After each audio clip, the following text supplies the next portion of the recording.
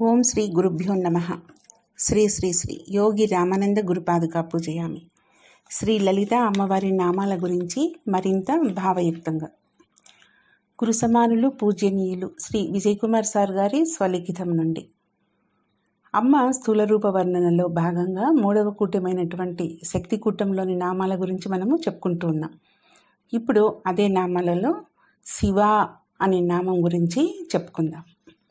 శివ అంటే వ్యక్తమైన శివుని రూపం అని అర్థం వస్తుంది. విశ్వము వ్యక్తం కాకముందు ఒంటరిగా ఉన్నటువంటి శివుడు బహురూపాలుగా వ్యక్తమవుదాం అనే కోరిక వచ్చి అలా ఉచ్చరిస్తే వచ్చిందే ఈ విశ్వం. ఇలా ఉచ్చరించక పూర్వము శివుడనే పేరుతో పిలువబడే శివుడే ఉచ్చరించిన తర్వాత శివ అనే పేరుతో పిలువబడతాడు. నేను ఈ 2 విధాలుగా ఉంటాను అని అమ్మవారితో శివుడు చెప్తాడు. శ్రీదేవి ఆరాధనే శివుని సగుణారాధన. శివకు భేదం లేదు. శివుడు ఎలాగో దేవి అంతే, దేవి ఎలాగో శివుడు అట్లే అని లింగపురాణం చెప్తూ ఉంది. సృష్టి అందలి దైవమే శివ. శివ అంటే పరమేశ్వరుడు, శివ అంటే పరమేశ్వరి.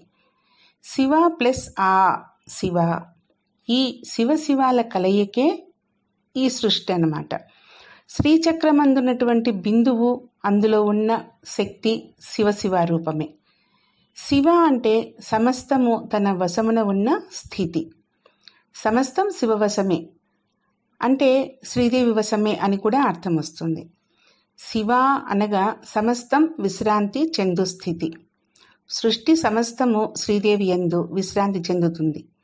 శ్రీదేవి శివుని యందు విశ్రాంతి చెందుతుంది. శివ అనగా మంగళకర గుణము అని అర్థం. శ్రీదేవి గుణాలన్నీ కూడా మంగళకరణాలే కదా. ఆమెను ఆరాధించే వారికి అట్టి గుణాలను ప్రసాదిస్తుంది అమ్మ. ఇంకా శివ అంటే శుభ ప్రారంభం అని కూడా అర్థం. సర్వ శుభాలకు శివులే ప్రారంభకులు. సృష్టిలో సృష్టించబడినటువంటి ఏ ప్రాణి కూడా వీరుడికి వేరు కాదు. వీరు నుండి ఏర్పడినవే ఆ ప్రాణులన్నీ కూడా. ఈ సమస్త ప్రాణికోటికి, బ్రహ్మాండానికి ఆధారభూతమైనటువంటి శివశక్తులను సదా ధ్యానించువారు వారి ధ్యానంలో ఈ శివ ఏకత్వంలో భిన్నత్వం, భిన్నత్వంలో ఏకత్వం దర్శించి సృష్టి రహస్యాన్ని తెలుసుకుంటారు. అట్టి స్థితి పొందిన యోగి ప్రతి ప్రాణిలోనూ ఆ దైవస్వరూపాన్ని దర్శించి చివరికి ఆ శక్తిలోనే లీనమైపోతారు. స్వయంగా వారే శక్తి రూపమై సంచరిస్తారు. మొత్తం మీద ఈ నామానికి శివస్వరూపిణి, శుభగుణస్వరూపిణి, ముక్తి రూపిణి అని అర్థాలు చెప్పుకోవచ్చు. తర్వాత స్వాధీన వల్లభ అంటే తనకు లోబడిన భర్త కలది అని ఈ స్వాధీన వల్లభ అనే నామానికి అర్థం. ఏం చేసినా నాదేం లేదు, అంతా మా ఆవిడదే అంటాడు పరమేశ్వరుడు. అందుకే ఆయన అమ్మకి స్వాధీన వల్లభుడు. పంచకృత్యాలను నిర్వహించేటటువంటి పరమేశ్వరుని ఉదాసీనంగా కేవలం ఒక సాక్షి మాత్రునిగా చూసేవాడు పరమేశ్వరుడైనప్పుడు ఆ పరమేశ్వరుడు స్వాధీన వల్లభుడు కాక మరేమవుతాడు? పరమేశ్వరి ఆశించే వాటికి, ఆదరించే వాటికి, ఆశీర్వదించే వాటికి, అనుగ్రహించే వాటికి ఎప్పుడూ కూడా అభ్యంతరం తెలిపినటువంటి వాడు కాదు పరమేశ్వరుడు. ఎందుకంటే ఆవిడ చేసే పనులన్నీ కూడా సక్రమంగా తప్పులు లేకుండా ఉంటాయి కాబట్టి. అందుకే అభ్యంతరం చెప్పేవాడు కాదు. అందుకే ఆయన స్వాధీన వల్లభుడు అయ్యాడు. అంటే విధేయురాలైనటువంటి భార్య భర్తను ఆదేశించగలదు అని అర్థం వస్తుంది ఇక్కడ. స్త్రీలందరూ కూడా ఈ రహస్యాన్ని పరమేశ్వరు నుంచి తెలుసుకోవాలి. అప్పుడు వారికి కూడా భర్తలు స్వాధీనులవుతారు. సభ్యత, సంస్కారం, సహనం, నీతి, నమ్మకం లాంటి లక్షణాలున్న భక్తులకు అందరికీ కూడా పరమేశ్వరుడు వసుడైపోతాడు. ఈ లక్షణాలున్న భక్తి ఉన్నతమైంది. ఇప్పుడు చక్రాల గురించి మనము తెలుసుకుందాం. అంటే షట్చక్రాల గురించి. మూలాధారాంబుజారూఢ పంచవక్స్రాసి సంస్థిత అంకుశాది ప్రహరణ వరదాది నిషేవిత ముద్గోదన సక్తచిత్త సాకిన్యంబ స్వరూపిణి. మూలాధార చక్రం అంటే మనలో షట్చక్రాలు ఉన్నాయి. వాటి గురించి ఇప్పుడు మనము తెలుసుకుంటున్నాం. ఈ మూలాధార చక్రం అనేది వెన్నెముక చివరగా ఉంటుందట. దీనికి 4 దళాలు ఉంటాయట. మూలాధార చక్రంలో అమ్మ 5 ముఖాలతో ఉంటుంది అని చెప్తున్నారు. గర్భస్థ శిశువు 5వ నెలలో 5 అంగాలతో ఉంటాడని శాస్త్రవచనం. ఈ విషయము ఇక్కడ 5 ముఖాలని చెప్తారు. ధాతువుల్లో అస్థి ధాతువుకి అధిపతి. అంకుశాది ఆయుధములు ఒక వృత్త రూపంలో తన చుట్టూ ఉన్నది. ఈ చక్రంలో ఉన్న 4 దళాలలో వరద, శ్రీ, శాండ, సరస్వతి అనే శక్తి దేవతలు ఉన్నారు. ఇక్కడున్న శక్తి దేవతకు ముద్గోదనం అంటే పొంగల్ ఇష్టమట. అదే మన నైవేద్యం. ఇంతకీ ఇక్కడ ఉన్న శక్తి పేరే సాకిని. తర్వాత స్వాదిష్టాన చక్రం. ఇది వెన్నెముకకు చివరకు కొద్ది దూరంలో ఉంటుందట. దీనికి 6 దళాలు ఉంటాయి. స్వాదిష్టానాంబుజగద చతుర్వక్త్ర మనోహర శూలాధ్యాయుధ సంపన్న పీతవర్ణాతి గర్విత మేధోనిష్ట మధుప్రీత బంధిన్యాది సమన్విత దధ్యన్నాసక్త హృదయ కాకిని రూపధారిణి. అంటే స్వాదిష్టాన చక్రంలో అమ్మ 4 ముఖాలతో ఉంటుందట. గర్భస్థ శిశువు 4వ నెలలో 4 అంగాలతో ఉంటాడు అని శాస్త్రవచనం. ఈ విషయాన్నే ఇక్కడ 4 ముఖాలు అని చెప్తారు. ధాతువుల్లో మేధస్సు ధాతువుకి అధిపతి. శూలాధ్యాయుధి ఆయుధాలు కలది. పీతరంగులో అతి గర్వంతో మధువుని సేవిస్తూ ఈ చక్రంలో ఉన్న 6 దళాలలో బంధిని, భద్రకాళి, మహామాయ, యశస్విని, రక్త, లాంభోష్టి అనే శక్తి దేవతలున్నారు. ఇక్కడ ఉన్న శక్తి దేవికి దద్దోజనం అంటే పెరుగన్నం అన్నమాట. పెరుగన్నము ఇష్టమట. అదే మన నైవేద్యం. ఇంతకీ ఇక్కడున్న శక్తి పేరే కాకిని. తర్వాత మణిపూరక చక్రం. ఇది వెన్నెముక బొడ్డు వెనుక వైపుకు ఉంటుందట. అంటే బొడ్డుకు వెనుక వైపుకు ఉంటుంది, అంటే వెన్నెముకలో. దీనికి 10 దళాలు ఉంటాయట.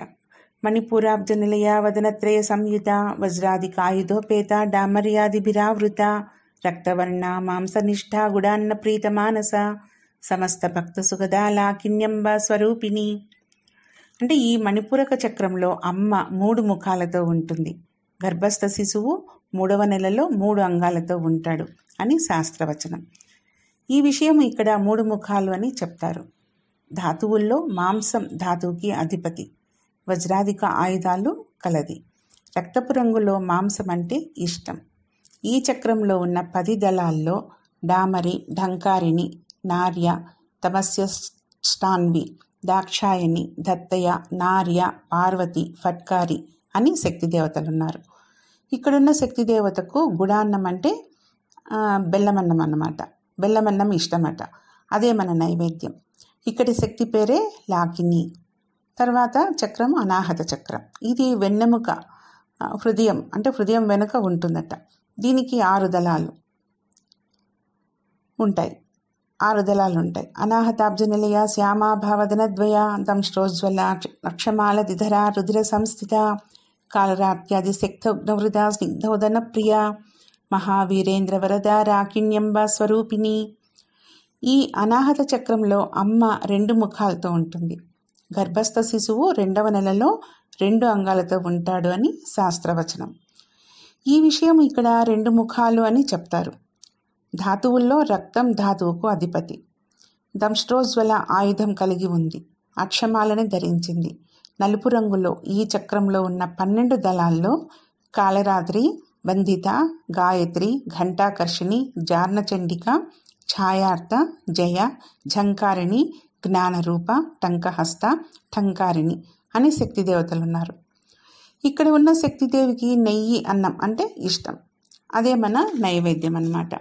మహావీరేంద్రులకు అంటే శ్రీ విద్యా ఉపాసకులు మహావీరేంద్రులు వరదహస్తం ఇస్తుంది. ఇక్కడ శక్తి పేరే రాకిని.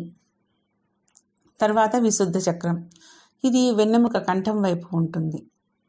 కంఠం వెనుక వైపు. దీనికి 6 దళాలు ఉంటాయి. విశుద్ధ చక్ర నిలయ ఆరక్తవర్ణ త్రిలోచన ఖట్వాంగాది ప్రహరణ వదనైక సమన్విత పాయసాన్న ప్రేత్వక్స్థాపసలోక భయంకరి అమృతాది మహాశక్తి సమృత డాకినీశ్వరి. అంటే ఈ విశుద్ధ చక్రంలో అమ్మ ఏకముఖంతో ఉంటుంది. గర్భస్థ శిశువు 1వ నెలలో ఏకాంగంతో ఉంటాడని శాస్త్రవచనం. ఈ విషయం ఇక్కడ ఏకముఖం అని చెప్తారు.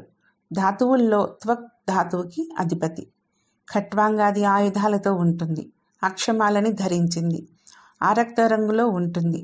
3 కన్నులు కలిగి ఉంటుంది. ఈ చక్రంలో ఉన్న 16 దళాల్లో అమృత ఆకర్షిణి, ఇంద్రాణి, ఈశాని, ఉమా, ఊర్ధ్వకేసి, బుద్ధిదాయి, రూకార, రూష, ఏకపద, ఐశ్వర్యాత్మిక, ఓంకారి, ఔషధాత్మిక, అంబిక, అక్షర అనే శక్తి దేవతలు ఉన్నారు. ఇక్కడ ఉన్న శక్తి దేవికి పాయసాన్నం అంటే ఇష్టం. అదే మన నైవేద్యం. పశు ప్రవృత్తి గల వారికి భయంకరిగా కనిపిస్తూ ఉంటుందట ఇక్కడ అమ్మ. ఇక్కడ శక్తి దేవతే డాకిని. తర్వాత ఆజ్ఞాచక్రం.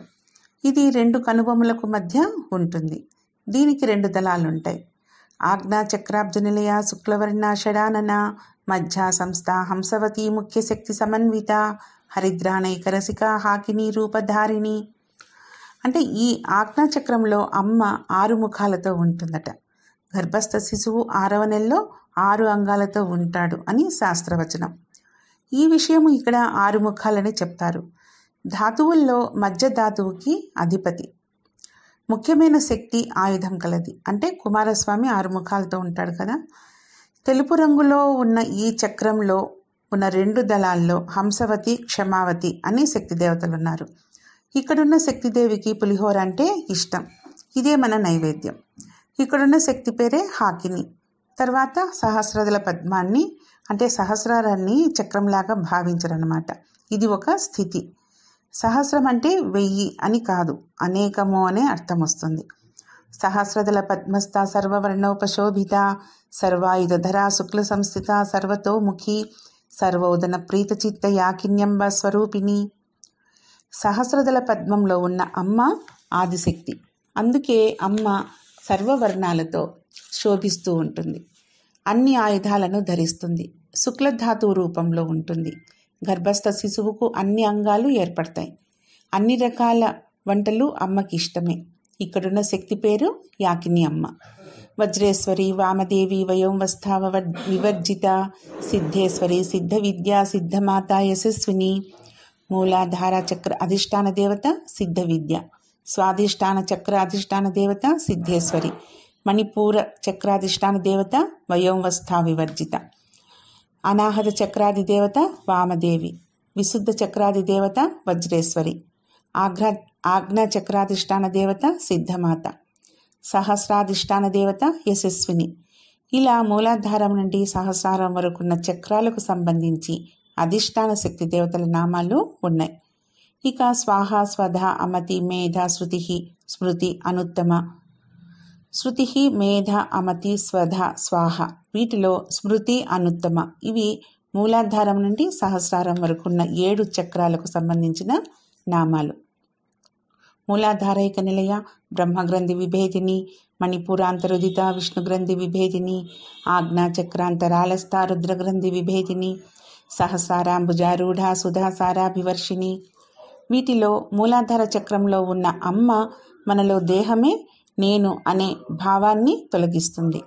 తద్వారా బ్రహ్మగ్రంథి విభేదం జరుగుతుంది. మణిపుర చక్రంలో ఉన్న అమ్మ మనలో గుణాలే నేను అనే భావాన్ని తొలగిస్తుంది. తద్వారా విష్ణుగ్రంథి విభేదం జరుగుతుంది. తర్వాత ఆజ్ఞాచక్రంలో ఉన్న అమ్మ మనలో తాను నేను వేరే అనే అజ్ఞానపు భావాన్ని తొలగిస్తుంది. తద్వారా రుద్రగ్రంథి విభేదం జరుగుతుంది.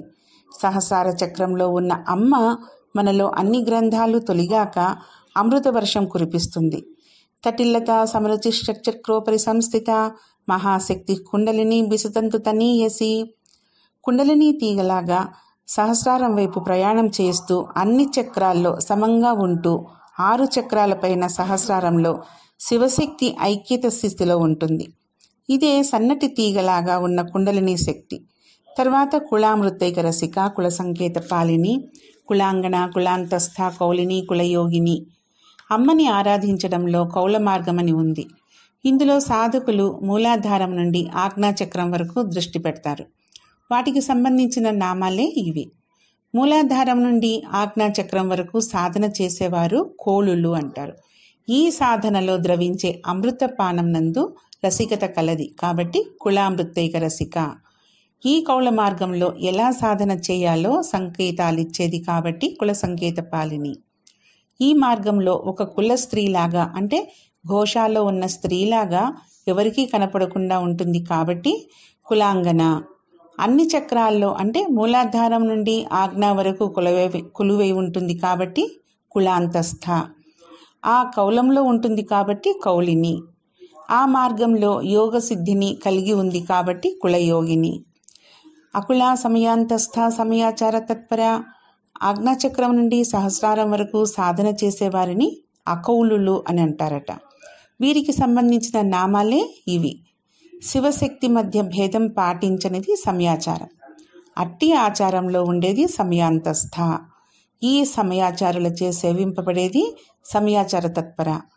తర్వాత కురుకుళ్ళ, కులేశ్వరి, కులకుండాలయ, కౌలమార్గ తత్పర సేవిత. కురుకుళ్ళ అంటే సుషుమ్నా నాడి దేవత కుండలిని మేల్కొల్పడాన్ని చేసే దేవతకు కురుకుళ్ళ అని. మూలాధారం నుండి ఆజ్ఞా చక్రాల వరకు ఉన్న చక్రాలను కులం అంటారట. ఈ కులానికి ఈశ్వరి కాబట్టి కులేశ్వరి. ఇక కౌలమార్గంలో సూక్ష్మంగా ఉన్న దేవియే కులకుండాలయ. మూలాధార నుండి ఆజ్ఞా చక్రం వరకు కుండలిని యోగ సాధన చేసే వారిని కౌలమార్గ తత్పర సేవిత అంటారు. అమ్మని కుండలిని రూపంలో ఉపాసించడం అతి పెద్ద ఉన్నత స్థాయి ఉపాసన అన్నమాట.